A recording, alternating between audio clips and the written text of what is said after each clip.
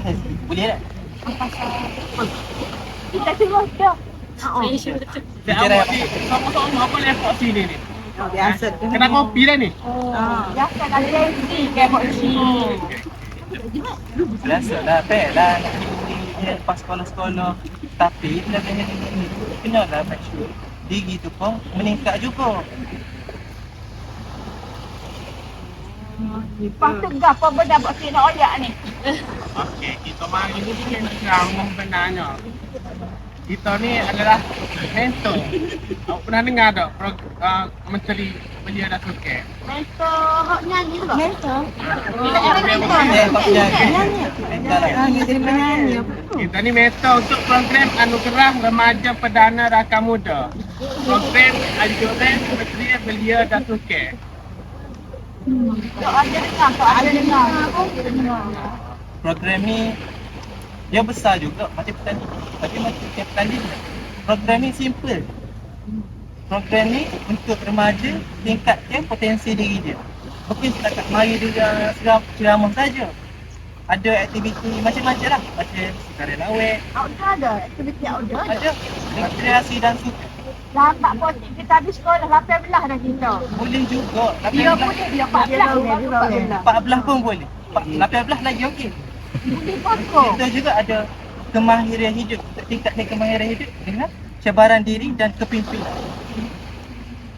Boleh dah. Ya.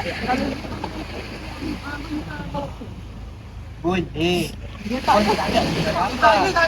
Tapi yang dia lihatkanlah penggunaan phone tu. Makan kan lah. Ada yuran tak kena bayar. Tak ada iuran kena bayar. Dekat program si awak adik-adik ni kadang-kadang kena buat teamwork, projek community. Dia dengan aktiviti luar.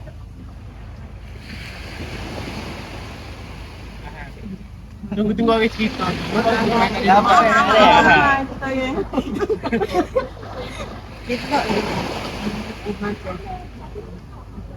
Lepas tu kenapa kita nak daftar mana kan tu ni. Habis-habis sekolah kita ni, lepas tu nak cari proses kita ni.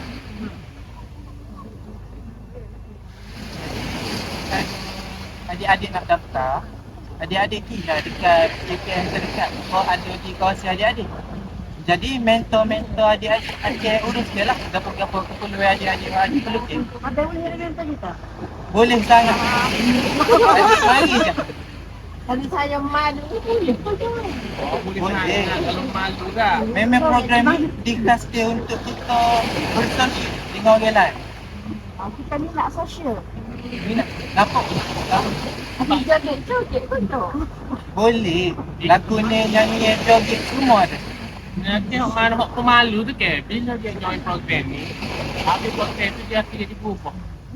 Masa program tu dia belajar supaya tingkat pemalu dia tu. Jadi pandai berkomunikasi, punya diri. Lepas buat goni tu kita boleh gapo dah. Ini sahamnya penting kali. Bila sudah dia ada 3 tahap anugerah dia. Rasa, tengok dan emas.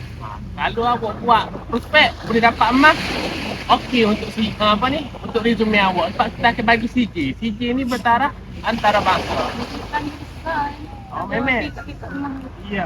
Sebab CJ dia bersifat antara bangsa lah. Jadi bila awak letak dalam resume awak CJ tu, interview mungkinlah mudah. Yakin kalau interview tengok CJ awak tu, awak ni seorang yang jenis buat video untuk pimpinan diri. Apa kat dia bagi CJ? CJ ni adalah Kementerian Belia dan Sukan lah dia. Bagi tauliah ke CJ mereka. Tapi tengoklah yakin nilai pula kita layak ke atau tidak layak. Mungkin kita dapat bagi CJ. Inilah Kementerian. Saya kita kan InsyaAllah ada rezeki boleh jumpa. makan. Nampak betul?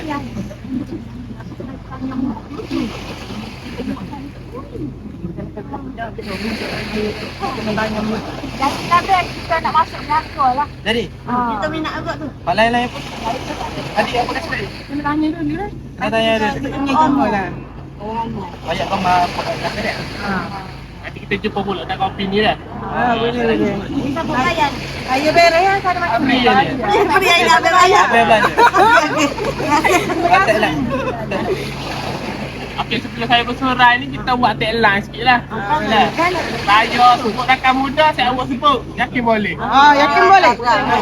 Satu, dua, tiga. Rakan muda. Yakin boleh.